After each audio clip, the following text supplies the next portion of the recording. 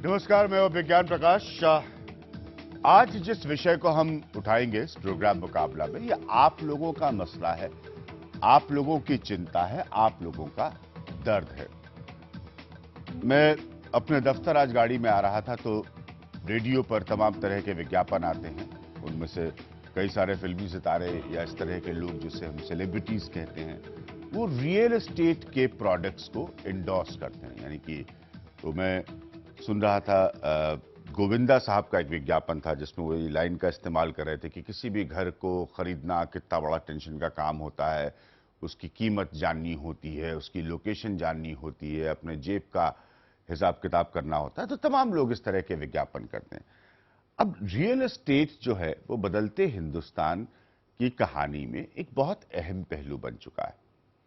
लोगों का सपना होता है घर खरीदना, लोग चाहते हैं घर खरीदना, लेकिन इसमें कोई दो राय नहीं है कि बिल्डर्स की अपनी विश्वसनीयता बहुत नीचे गिरी है। रियल एस्टेट को कुल मिलाकर आसान तरीके से पैसा कमाने का एक जरिया देखा जाता है। रियल एस्टेट को नेताओं के बड़े पैसे का काले धन के इन्वेस्टमेंट के रूप में देखा जाता है।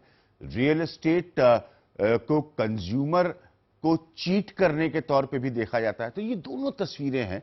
साथ में लोगों को बदलते हिंदुस्तान में बहुत खूबसूरत रहने को घर मिले, अफोर्डेबल घर मिले। अगर ऐसा नहीं होता तो एक व्यापार के तौर पर रियल एस्टेट चमकता ही नहीं। हाल में एक बात सामने आई, वो उन लोगों से जुड़ी थी, क्योंकि बिल्डर्स को रेगुलेट करने की हर स्तर पर बहुत बात हो रही है। एक बिल है, आप सब उसके बारे में जानते हैं, मैं पहले भी इस विषय को उठा चुका हूं। अब यह कि वो ब्रोकर्स जो कंज्यूमर और बिल्डर के बीच की कड़ी होते हैं, जो एक्चुअली बिल्डर के माल को मार्केट करते हैं, दिमाग खराब हो जाता है कभी कभी आप लोगों का, हमारा भी हो जाता है। सुबह से लेकर रात तक एसएमएस रिसीव करते करते ब्रोकरों की तरफ से कि साहब ये यहां इन्वेस्ट कर लीजिए, वहां इन्वेस्ट कर लीजिए। लेकिन यही लोग होते हैं जिनके खिलाफ आरोप भी लगते हैं कि ये मूर्ख बना देते हैं, ये भाग जाते हैं, ये अपनी जिम्मेदारी का निर्वहन नहीं करते। हम इसको समझने की कोशिश करेंगे कि जब नया रियल एस्टेट बिल एक आ रहा है तो क्या अगर आप बिल्डर को रेगुलेट कर रहे हैं तो उसी तरह से ज्यादा सख्ती से ब्रोकर को भी रेगुलेट करने की जरूरत है। बहुत जानकार लोग हमारे साथ इस पैनल में, इन सबसे आपको मिलाऊंगा। अनिल शर्मा साहब हमारे साथ हैं, पहले भी रियल एस्टेट की चर्चाओं में मेरे कार्यक्रम में हमेशा रहे हैं, ये क्रेडाई से जुड़े रहे हैं, चेयरमैन है, एमडी है आम्रपाली ग्रुप के। हमारे साथ के सेठिया साहब मौजूद हैं जो कि एमडी हैं in town realtors private limited के। निशांत सिंगल साहब हैं जो कि डायरेक्टर हैं इन्वेस्टर्स क्लिनिक के। राजेश वरदान साहब हमारे साथ मुंबई से जुड़ रहे हैं जो कि एमडी है वरदान ग्रुप के। और श्वेता भारती हमारे साथ जो कि जनरल सेक्रेटरी हैं बायर्स की एक एसोसिएशन है उसकी। मूल मसला यह है कि कभी एक क्रेडिट नोट की बात आती है, बहुत सारी चीजें आती। कहते साहब ये जो ब्रोकर हैं ये भी बड़े, मतलब अगर मैं सही सही बात बताऊं, लोग कहते हैं ये ब्रोकर बड़े चालाक होते हैं, ये बड़े चालाक चीज होते हैं, इनसे जरा बच के रहना चाहिए। निशांत जी, ये बात धारणा सही है, ब्रोकर्स बहुत चालाक होते हैं? चालाक सभी होते हैं, खरीदने वाले भी होते हैं, बेचने वाले भी होते हैं, बनाने वाले भी होते हैं। हाँ। तो चालाकी पे मैं नहीं जाऊंगा। हमारी फर्म के एग्जिस्टिंग 90,000 क्लाइंट्स हैं। हाँ। जिनको लास्ट 4 साल में हमने सर्विस किया है। हाँ। मैं आपसे बिल्कुल अग्री करूंगा कि मार्केट में आज ये परसेप्शन है कि चोरी है, मिसकमिटमेंट्स हैं, कुछ भी बता देते हैं, होता कुछ और है, एक्सेट्रा एक्सेट्रा। पर जो आपका सवाल है कि क्या रियल एस्टेट रेगुलेटरी बिल में जिस तरीके से डेवलपर्स को रेगुलेट करने की बात हो रही है, क्या ब्रोकर्स को भी करना चाहिए? इससे मैं 100% अग्री करता हूं कि करना चाहिए। क्योंकि क्या होगा कि जब रेगुलेशन होगा और लोगों को उस रेगुलेशन का पता होगा, उनको अपने राइट्स पता होंगे, अपने अधिकार पता होंगे, तो उनका ये जो आज सिनेरियो है कि उनका कॉन्फिडेंस खत्म हो गया इंडस्ट्री की तरफ से, बनाने वालों के ऊपर भी, बेचने वाले के ऊपर भी, सबके ऊपर कॉन्फिडेंस खत्म हो गया, वो कॉन्फिडेंस वापस आ जाएगा। और ये कॉन्फिडेंस वापस आना सबके लिए बहुत अच्छा है, जो इसमें व्यापार कर रहे हैं, चाहे वो डेवलपर्स हैं, चाहे वो ब्रोकर्स हैं, चाहे वो कंस्ट्रक्शन कंपनीज हैं, एक्सेट्रा एक्सेट्रा। तो मैं बिल्कुल इसके फेवर में हूं। और मैं एक चीज और बताना चाहूंगा, हमारे ऑफिसेस सिंगापुर और दुबई में भी हैं, जहां पे हम एनआरआईज को सपोर्ट करते हैं कि वापस वो हिंदुस्तान में अपनी प्रॉपर्टी खरीदे, अपने माता पिता के लिए, बहन भाई के लिए, एक्सेट्रा। वहां पे ऑलरेडी ये रियल एस्टेट रेगुलेशन है। सिंगापुर में आप प्रॉपर्टी नहीं बेच सकते जब तक कि आपके पास लाइसेंस नहीं है, दुबई में भी नहीं बेच सकते। आपको एक स्पेसिफिक कोर्स करना जरूरी है जिसमें 6 से 9 महीने का टाइम लगता है। लोग 3 से 4 बार फेल भी होते हैं, बड़ी मुश्किल से उसको पास कर पाते हैं। तो हम तो उस रेजीम में भी काम कर रहे हैं और उस रेजीम में काम करके हम ज्यादा खुश हैं क्योंकि लोगों का हमारे ऊपर कॉन्फिडेंस है। अगर मैं चोरी करना नहीं चाहता तो मुझे रेगुलेशन से कोई डर नहीं लगता, जो करना चाहते हैं उनको रेगुलेशन से डर लगता है। ठीक है, ये अच्छा पॉइंट, ये ऑनेस्ट पॉइंट है। आप कह रहे हैं कि रेगुलेशन होना चाहिए। अनिल शर्मा, जब आपकी क्रेडिबिलिटी जाती है, आपकी विश्वसनीयता जाती है, एक तो वैसे ही आप बिल्डर हैं तो वैसे ही आपके ऊपर प्रश्न चिन्ह है, दूसरा आपका बड़े प्रोजेक्ट को जो ब्रोकर बेच रहे हैं या ग्रुप ऑफ ब्रोकर्स बेच रहे हैं वो कंज्यूमर को चीट करते हैं, तो ये कितनी जल्दी रुकना चाहिए? देखिए, रियल एस्टेट सेक्टर तो पहले से भी अनरेगुलेटेड रहा है। हाँ। जो आपने कही बातें बड़ी बड़ी अच्छी बातें कही आपने कि 1990s में डेवलपर्स का मतलब है कि वहां सिर्फ काले धन, अनरेगुलेटेड, बिल्कुल जो जो जैसे 80 और 90 के दशक में सिनेमा बनता था। हाँ जी, बिल्कुल, मतलब लेकिन 2000 अंडरवर्ल्ड का माल लगेगा पिक्चर प्रोड्यूस करने में, लेकिन उस तरह का। हाँ, सही बात 2003 है। के बाद 2003-4 के बाद हिंदुस्तान में रियल एस्टेट सेक्टर की एक बड़ी भूमिका रही जीडीपी ग्रोथ में और बड़ी भूमिका रही एम्प्लॉयमेंट देने में। और आहिस्ता आहिस्ता जितनी भी रियल एस्टेट कंपनियां हैं वो व्यवस्थित हो गई क्योंकि वो लिस्टेड भी हो गई और वो बैंकिंग का जो एक्सपोजर्स है वो भी उनके लिए बढ़ा, तो कंज्यूमर का कॉन्फिडेंस भी बेहतर होने लगा। और अभी के समय में आप देखेंगे जो चाहे नोएडा हो या गुड़गांव हो या ग्रेटर नोएडा हो, आज के डेट में मार्केट प्राइस जो गवर्नमेंट के द्वारा निर्धारित सर्कल रेट है उससे कम है।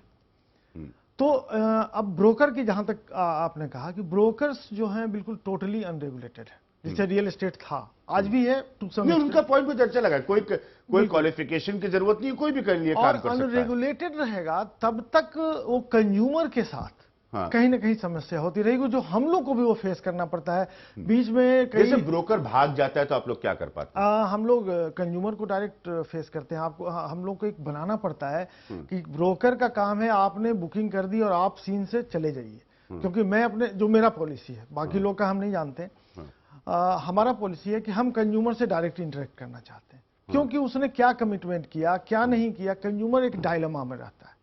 और डेफिनेटली अगर वो अनरेगुलेटेड रहेगा तो उसको हम लोग के लिए भी कभी कभी मुश्किल हो जाता है। किसी की भी वेबसाइट पे जाइए, मान लीजिए मैं आपकी वेबसाइट पे जाता हूं तो अगर मैं सही को भरे होते हैं नाम तमाम एजेंसीज के जो आम्रपाली के एक्स प्रोजेक्ट बेच रहे हैं, किसी भी बिल्डर का, मतलब मैं आपका, तो उसमें आप लोग उनको कहते हैं कि हमारे पार्टनर्स हैं, जैसे टेलीविजन की इंडस्ट्री है, हाँ, तो आपके को स्पॉन्सर्स होते हैं, तो ये, लेकिन उसके बाद वो क्या करते हैं? अगर उन्होंने कोई बल्क सेलिंग की और उसमें कोई प्रॉब्लम आ गई तो आप कैसे कंट्रोल कर सकते हैं? आपके पास कंट्रोल करने का तो कोई तरीका नहीं? कंट्रोल करने का बिल्कुल, चूंकि अनरेगुलेटेड है, कंट्रोल करने का सिर्फ एक ही मैकेनिज्म हम लोग के पास बचता है कि जो उनका प्रीमियम बनता है, जो उनके रिम्यूनरेशन बनते हैं, जो उनकी कमीशन बनती है, उसको हम लोग कोशिश करते हैं कि उसको हम कोशिश करते हैं कि फाइनली वो तुरंत पेड ना हो, वो इंस्टॉलमेंट्स में हो, या कंज्यूमर का जब बिल्कुल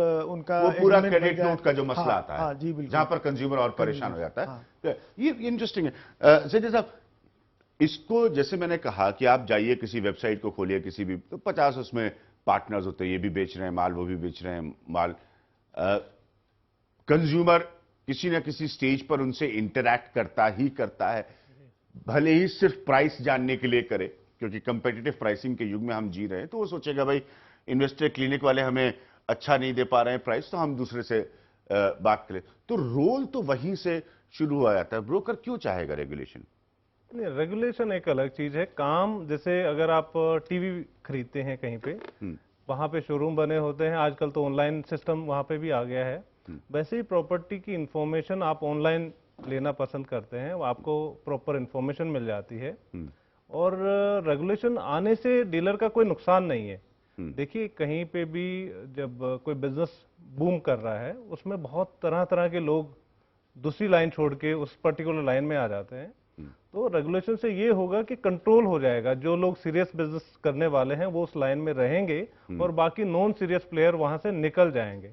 तो रेगुलेशन तो बहुत अच्छी चीज है। प्लीज, अभी के समय में कुछ बहुत ही अच्छे ब्रोकर्स हैं हाँ। जिनका अपना बैलेंस शीट एक है, established जी, network होगा, established कंपनी की नेटवर्क है, तरह। उनके यहाँ अच्छे एम्प्लॉइज हैं। हाँ। लेकिन समस्या क्या है, ब्रोकरिंग एक ऐसा काम है हाँ। कि कभी हम लोग देखते हैं कि कोई पान दुकान वाला भी है, हाँ। वो भी आ गया जी, मुझे तो 2 फ्लैट, मेरे पास 2 कस्टमर हैं, हाँ, मैं उनका 2 करा फ्लैट दीजिए। उनका करा दीजिए और मेरा हाँ। कमीशन दे दीजिए। भारती, मैं सॉरी आपके पास थोड़ा देर से आ रहा हूं, मैं समझने की कोशिश कर रहा था क्योंकि ये बड़ी प्रैक्टिकल समस्याएं लगती है। आपके हिसाब से सबसे बड़ी प्रॉब्लम क्या है?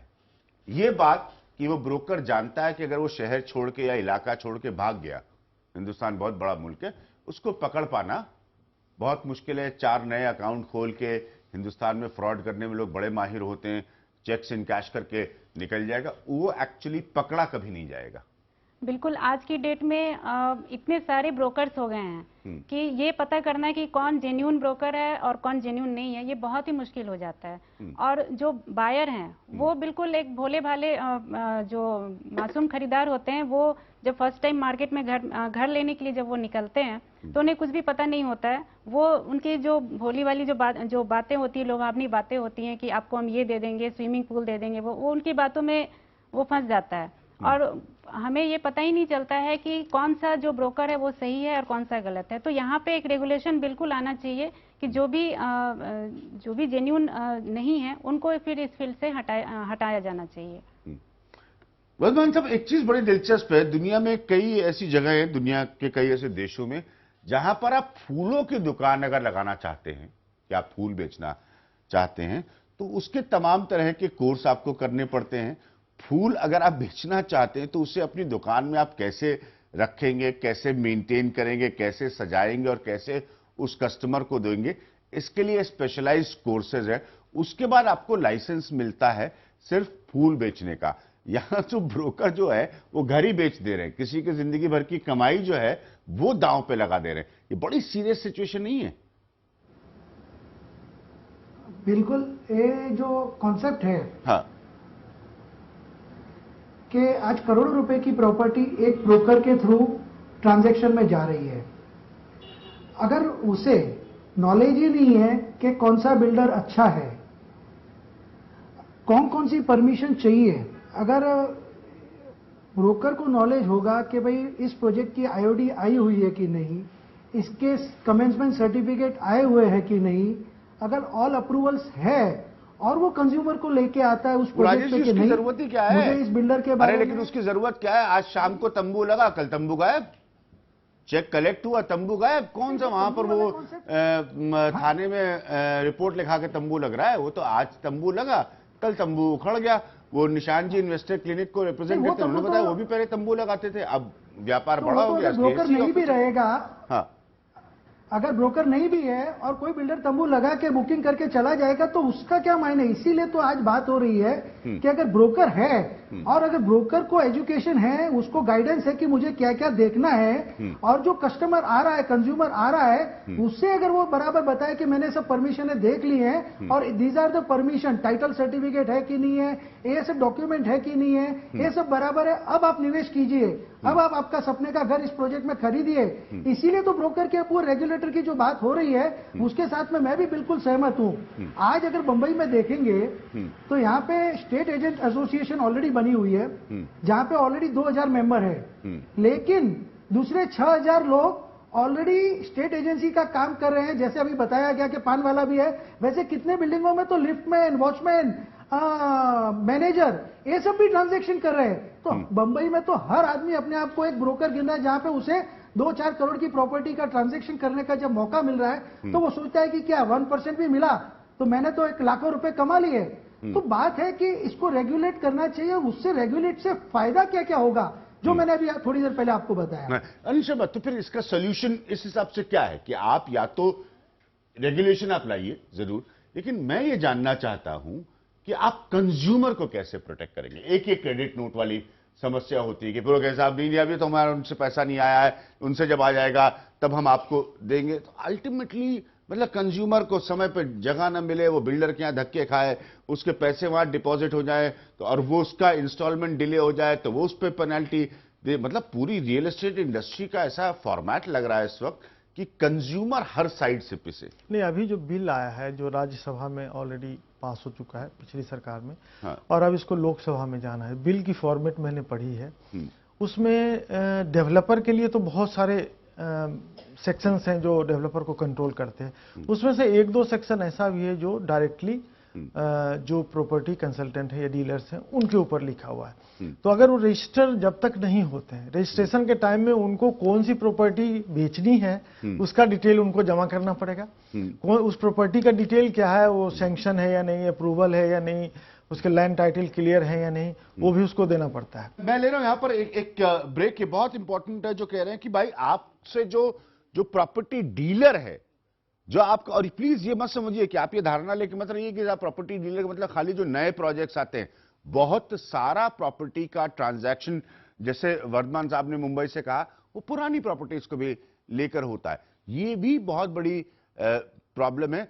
अल्टीमेटली क्या हो रहा है कि आखिरकार जो कंज्यूमर है, जो ट्रांजैक्शन करता है, उसके हाथ से अगर मसला स्लिप हो गया, ये मैं जरूर मानता हूं कि मान लीजिए कोई इंडस्ट्रियल क्लिनिक्स जैसी कोई कंपनी है जो ज्यादा बेहतर एस्टैब्लिश्ड है, कंज्यूमर वहां जा सकता है इनकी 100, लेकिन जो भाग गया उसके बाद कंज्यूमर के पास कोई रास्ता नहीं रहता। अथॉरिटी के लेवल पे, पुलिस के लेवल पे किस तरह का इन्वॉल्वमेंट होना चाहिए, हम इस पर आएंगे एक छोटे से ब्रेक के बाद।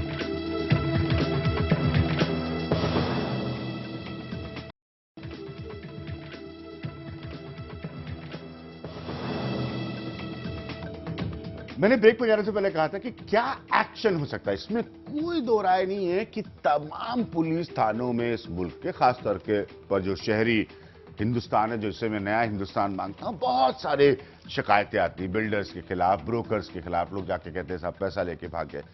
यूनिटिव एक्शन, यानी कि कोई ऐसी कार्यवाही जो पनिशमेंट के तौर पर नजर आए, वो कितनी संभव है? सेठी साहब, एक्चुअली प्रैक्टिकली प्रॉब्लम क्या होती है?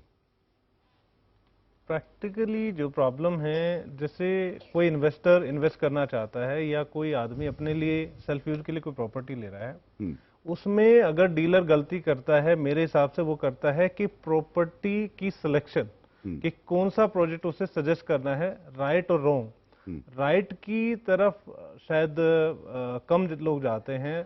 डीलर अपने प्रॉफिट को, मार्जिन को देखते हुए हो सकता है गलत प्रॉपर्टी की तरफ इन्वेस्ट कराता है। वो एक कहीं कमी डीलर के एंड पे हो सकती है। लेकिन आप हैं या इन्वेस्टर क्लिनिक है, आपकी जो आप लोग ऑर्गेनाइज तरीके से कर रहे हैं, लेकिन जैसे मैंने कहा, मैं अपने आंखों से जो मैंने तस्वीर देखी है कि साहब यमुना एक्सप्रेस पे तंबू लगा के लोग आज भी कोई प्रोजेक्ट आया वो बेच रहे हैं। अब वो अजीब सी स्थिति है, आप खाली 20 रुपए का ब्रोशरी बेच रहे हैं। इसमें मैं एक चीज कहूंगा कि जो इन्वेस्टर है, जो वो गाड़ी से साइड पे जा रहा है, क्या उसे नहीं देखना चाहिए कि वो तंबू पे ना जाए, उस तंबू वाले लड़के से वो ब्रोशर लेके, अच्छा भैया बताओ क्या रेट दे दोगे, क्या डिस्काउंट दे दोगे। बायर की भी रिस्पॉन्सिबिलिटी है कि वो राइट प्रोजेक्ट पे देख के, रिसर्च करके, और जो ठीक मार्केटिंग कंपनी है उनके पास जाए।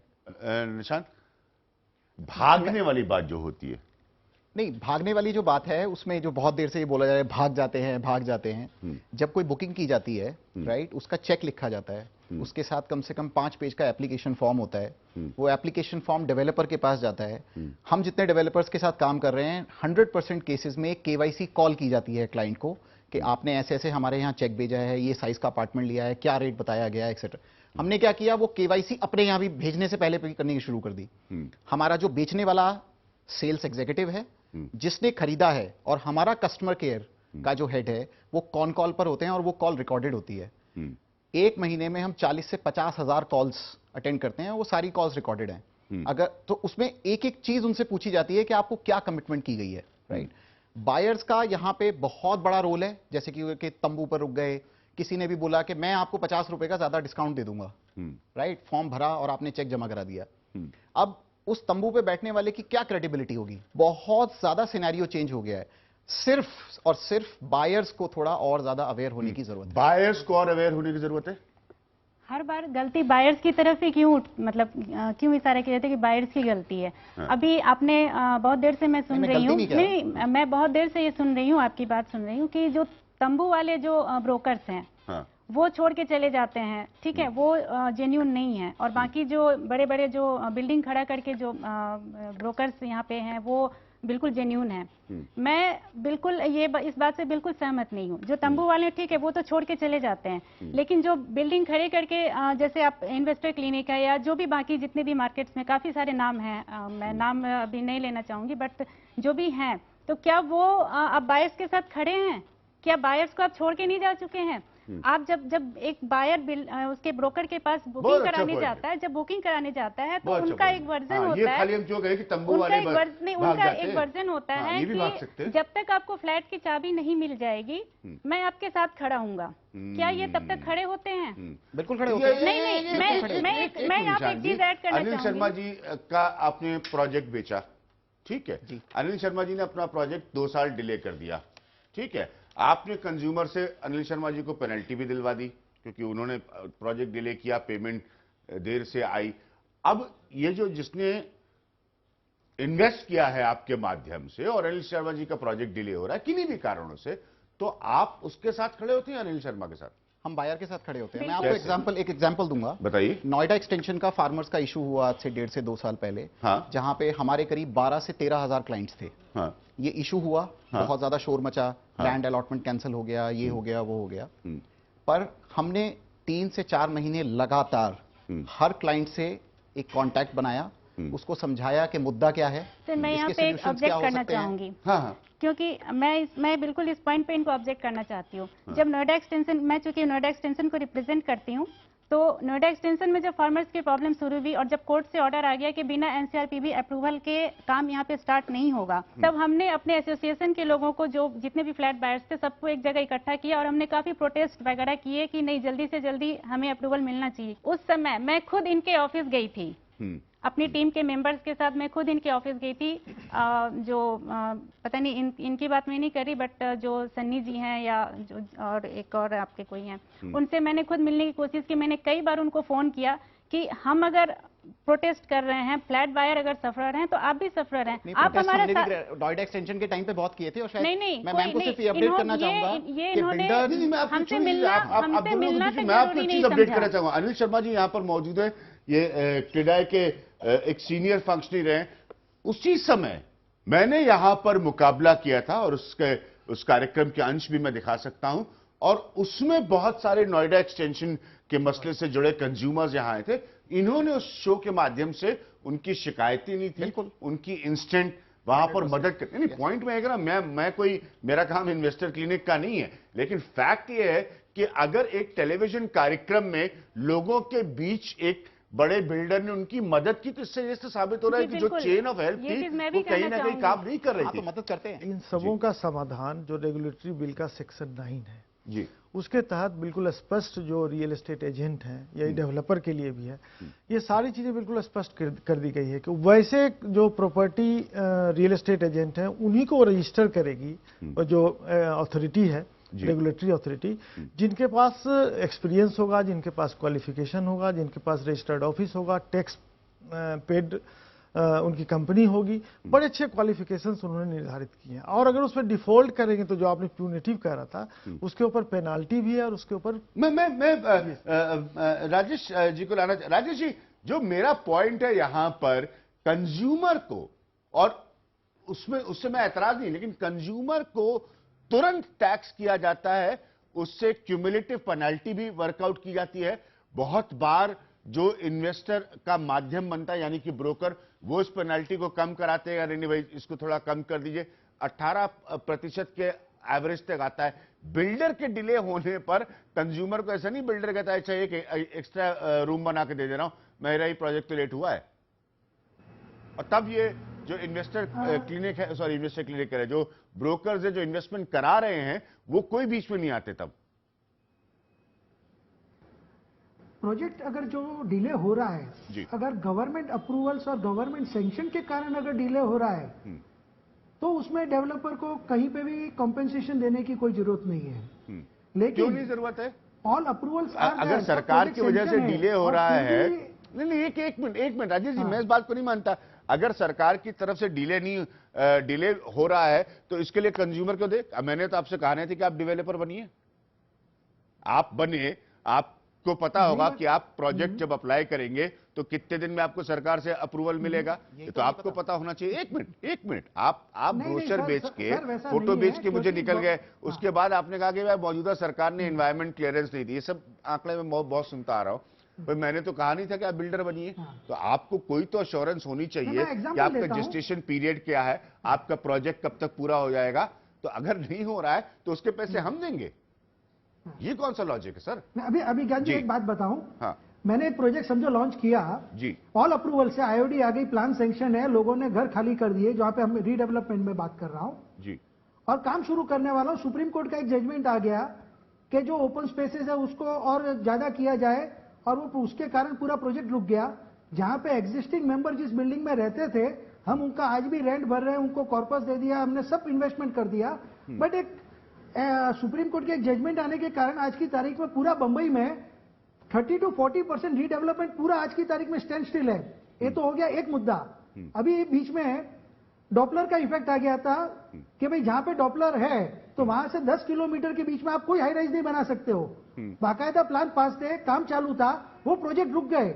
लास्ट वीक ही मुंबई हाईकोर्ट ने ऑर्डर दिया है कि अब डॉपलर की कोई एनओसी लेने की जरूरत नहीं है, आप जो बनाना चाहते हो बना सकते हो। वक्त हमारे लिए एक ब्रेक का, यहां पर लोगों के प्रश्न हम लेना चाहेंगे। इससे मैंने कहा कि इसको समझिए, ये आपका कार्यक्रम है, ये बहुत जरूरी है।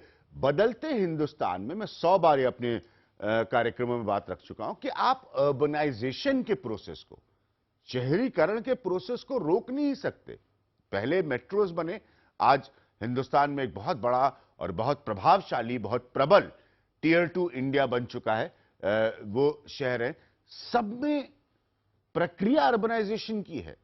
मैं एक शहर में बड़ा हुआ, लखनऊ, और उसके बारे में जल्दी से 20 सेकंड बताऊंगा कि मैंने भी नहीं सोचा था कि उस शहर में एक फैशन के हिसाब से कॉन्सेप्ट आएगा लोगों का फ्लैट्स में रहने का, लेकिन उस शहर में आया और बहुत सफल हुआ, लोग वहां रहते। तो ये एक प्रोसेस है, इसीलिए ये मुद्दे आपको और हमको सिर्फ दिल्ली में नहीं पूरे हिंदुस्तान में बहुत प्रभावित करते हैं। मैं ब्रेक के बाद कोशिश करूंगा एक दो प्रश्न लेना यहां पर मौजूद ऑडियंस से।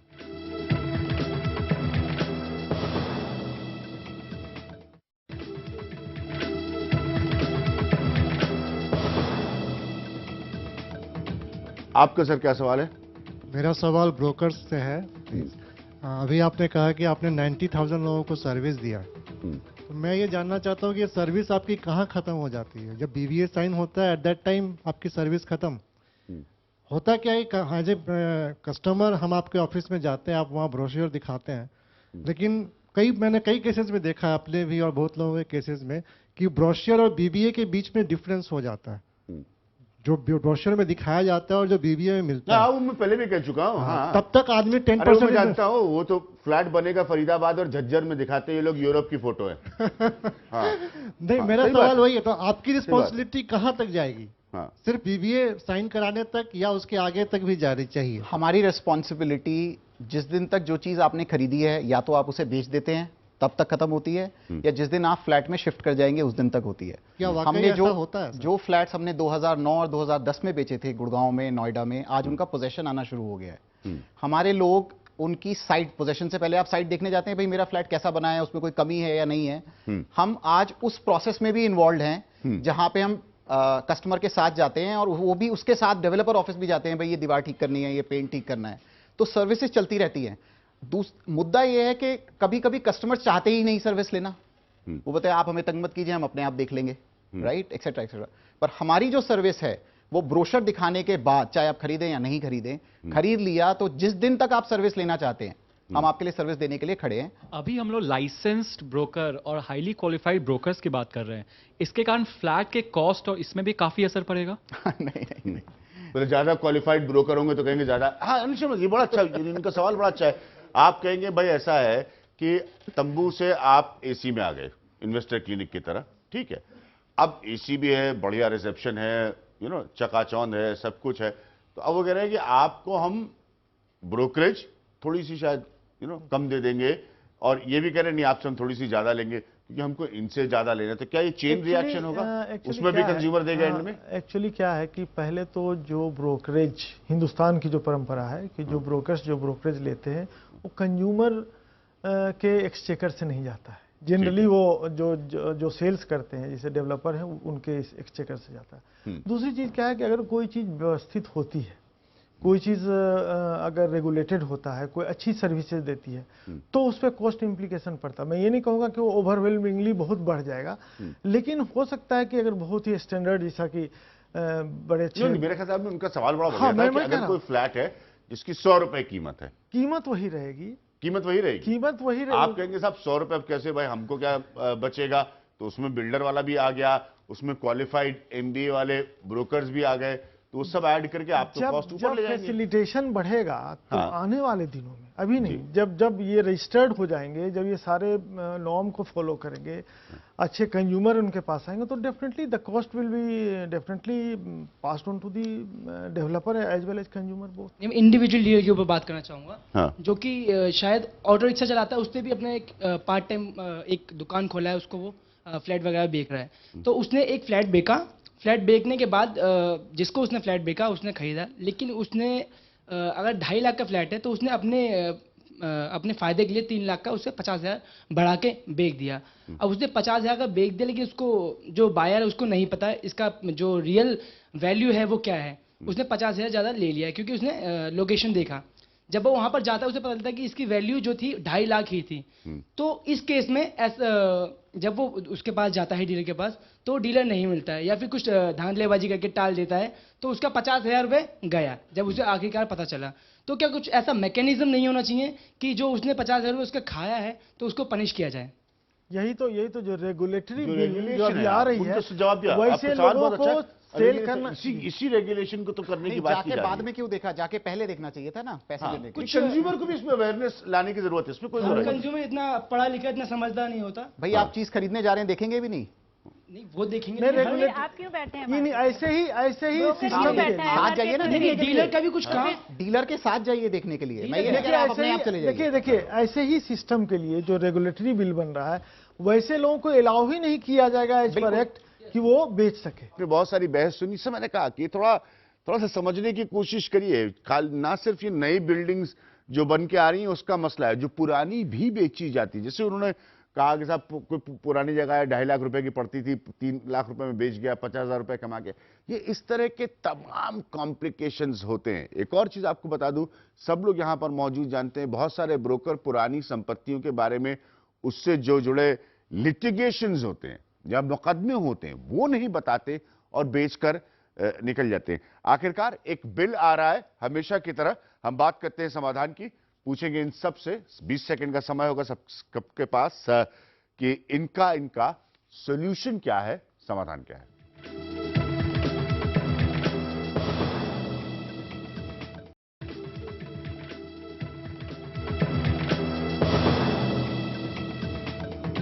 बात करते हैं हम समाधान की।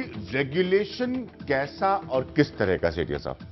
बेसिक चीज़ है जो एजुकेशन का है, कोर्स कराने का है एंड आगे सर्विस देने का है। उस तरह की कोई न कोई चीज़ें तो ज़रूर आनी चाहिए। जो प्रोविज़न है उसके अंतर्गत बिल्कुल रजिस्ट्रेशन से पहले जो क्राइटेरिया रखा गया है जो बिल में, वो बिल्कुल स्ट्रिंजेंटली होना चाहिए और क्वालिफाइड ये जो प्रॉपर्टी कंसल्टेंट है या कोई नोडल बॉडी होनी चाहिए। जो नोडल बॉडी रखा गया है उसमें, रेगुलेटर्स को रखा गया। दूसरी एक बड़ी बात है, अगर आप अथॉरिटी हैं, अथॉरिटी इसमें कहा गया है रेगुलेटरी अथॉरिटी, अगर रेगुलेटरी अथॉरिटी है तो उनको ये भी मतलब रिस्पॉन्सिबिलिटी होनी चाहिए कि पनिशमेंट तो ठीक है, प्यूनिटिव होना चाहिए, कम से कम कंज्यूमर को अवेयर करें। मैं ये चाहूँगी जी, समाधान मैं ये चाहूँगी कि जो रेगुलेटरी बिल आए और उस रेगुलेटरी अथॉरिटी जो है वो हर जितने भी ब्रोकर्स हैं, हर ब्रोकर्स को एक इंडिविजुअल आईडी प्रोवाइड करे और वो मतलब एक रजिस्ट्रेशन नंबर जो होता है वो प्रोवाइड करे, और वो आईडी जो है, वो जो रजिस्ट्रेशन नंबर है, वो रेगुलेटरी अथॉरिटी के जो वेबसाइट होता है, जो उनका ऑनलाइन जो डिस्प्ले होता है, वो वहाँ पे अवेलेबल होना चाहिए, ताकि कल को कोई भी अगर बायर घर खरीदने के लिए जब निकलता है कि रेगुलेटरी बॉडी को जो ब्रोकर्स होते हैं उनको वही प्रोजेक्ट सेल या मार्केटिंग करने का परमिशन मिलना चाहिए जो कि फुल्ली अप्रूव्ड है। जैसा कि मैंने शो के शुरू में कहा था, मैं बहुत सख्त से सख्त रेगुलेशन के फेवर में हूँ। सो इंश्योरेंस सेक्टर है, एक एग्जांपल है जहां पे सबसे ज्यादा सबसे बहुत ज्यादा साइंटिफिक तरीके से आपको एक upgrade रेगुलेटरी किया जाता है। अथॉरिटी बनी और सख्त रेगुलेशन लगाया। और देखिए आज हर आदमी, बहुत ज्यादा इंश्योरेंस में जो नंबर ऑफ कंप्लेंट्स थी वो नीचे आ गई, मिस कमिटमेंट्स नहीं हो रहे, यूलिप नहीं बिक रहे। तो मैं सख्त से सख्त रेगुलेशन के फेवर में हूं हक में। और सबके लिए अच्छा है। जी राजेश जी, समाधान? बिल्कुल स्ट्रिक्ट होना चाहिए, लेकिन जब डीलर्स की बात हो रही है तो एक लिमिट है, क्योंकि जितने प्रोजेक्ट डीलर या जो भागने वाले बिल्डर हैं वो बिल्डर हैं, और जो रेगुलेटर बिल्डर्स के ऊपर आया है उसके कारण 99% प्रॉब्लम सॉल्व हो जाएंगी। अब मुद्दा एक ही है कि इनको ट्रेन करके, जो सबने बताया वो सिस्टम सही है कि उनको लाइसेंस रहे और वो सर्विस ओरिएंटेड है, तो वो सर्विसेज से पीछे ना भागे। सबसे अहम मुद्दा एक है कि ये भी पुराने लोग हैं, काफी लोग जो काफी सालों से इसका एक्सपीरियंस रख रहे हैं और करना भी चाहते हैं, लेकिन नए नए लोग जो आ रहे हैं वो सरक जाते हैं, तो उसके कारण सबकी विश्वसनीयता खराब हो रही है। आप सब लोगों का बहुत बहुत शुक्रिया। मैं आखिर में सिर्फ इतना कहूंगा कि एक जमाना था, ये जिसमें मैंने कहा हमेशा बदलते हिंदुस्तान की कहानी दोहराता हूं। एक जमाना था 5 सितारा होटल होते थे, 5 सितारा होटलों में जाना एक बहुत बड़ी बात होती थी। हमारे समाज और संस्कृति के एक अलग हिस्से का वो आईना होते थे। हिंदुस्तान बदला, कहां कहां नहीं 5 सितारा होटल है, कहां कहां नहीं 4 सितारा होटल है। ये सब सर्विस इंडस्ट्री है। आप जाते हैं, आप उम्मीद करते हैं कि आपको बेहतर तरीके से तवज्जो दी जाए, आपको बढ़िया से बढ़िया सर्विसेज दी जाए। इसी तरह से रियल एस्टेट जब बदल रहा है तो ये भी हिंदुस्तान की बदलती तस्वीर की एक बड़ी सर्विस इंडस्ट्री में शुमार हो चुकी है। अनिल शर्मा जैसे लोगों की मैं बात से पूरा इत्तेफाक रखता हूं कि आज आप सरकारी मकानों के बनिस्बत कई बार प्रेफर करते हैं, चाहते हैं किसी निजी बिल्डर की बनाई हुई संपत्ति को। इसलिए बिल्डर और ब्रोकर के रिश्ते में कंज्यूमर का हक रहना, कंज्यूमर का अधिकार रहना, ये सबसे ज्यादा जरूरी है। फिलहाल मेरी ओर से इतना ही। नमस्कार।